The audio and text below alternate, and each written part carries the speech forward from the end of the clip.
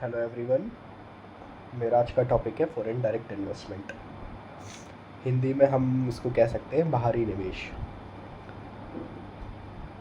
तो guys, foreign direct investment FDI एक ऐसी बिजनेस स्ट्रेटजी है जहाँ एक कंट्री की कंपनी दूसरी कंट्री में इन्वेस्ट करती है। इसमें कंपनी सिर्फ पैसा नहीं लगाती बल्कि बिजनेस पर कंट्रोल और मैनेजमेंट भी लेती है। कंपनीज ऐसा तीन मेन रीज़न की वजह से करती है। नई कंज्यूमर मार्केट्स तक पहुंचने के लिए करती है, प्रोडक्शन को कम करने के लिए करती है, और जैसे टैरिफ्स वगैरह होते हैं, ट्रेड बैरियर्स जिसको हम कहते हैं, उनको अवॉइड करने के लिए करती है।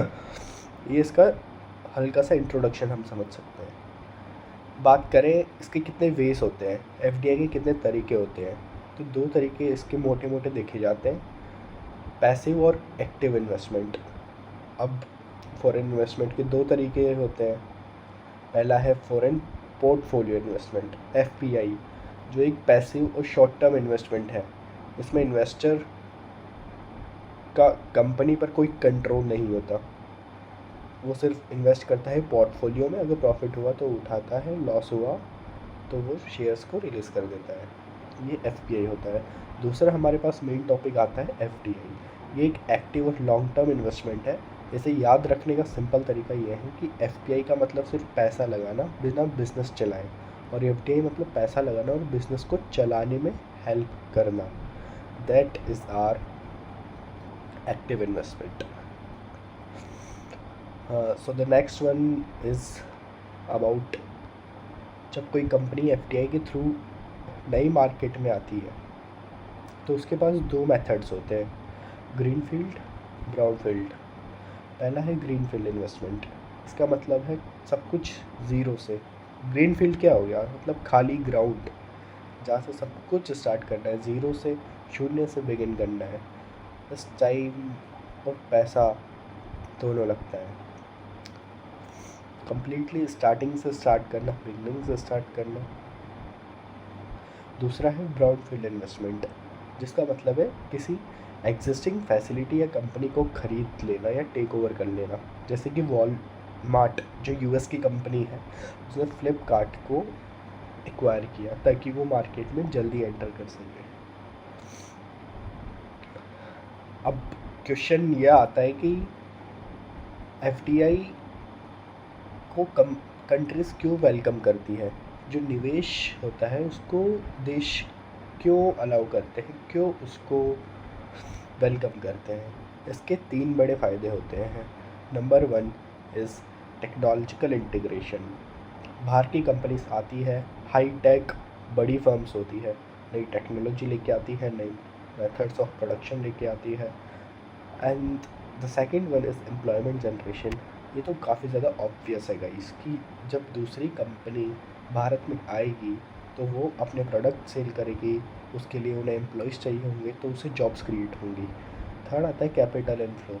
देश में मैसिव फॉरेन कैपिटल आता है, बाहर का बाहर का पैसा देश में आना, जिससे हमारा इंफ्रास्ट्रक्चर बेटर बनता है।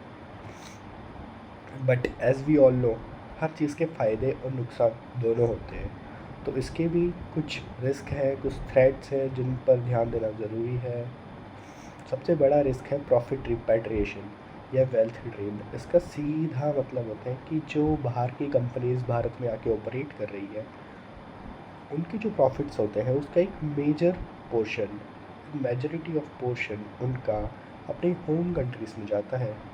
बल्कि एमएनसीज़ की एडवांस टेक्नोलॉजी और रिसोर्सेज के सामने हमारे लोकल बिजनेसेस के लिए कॉम्पीट करना भी मुश्किल हो जाता है।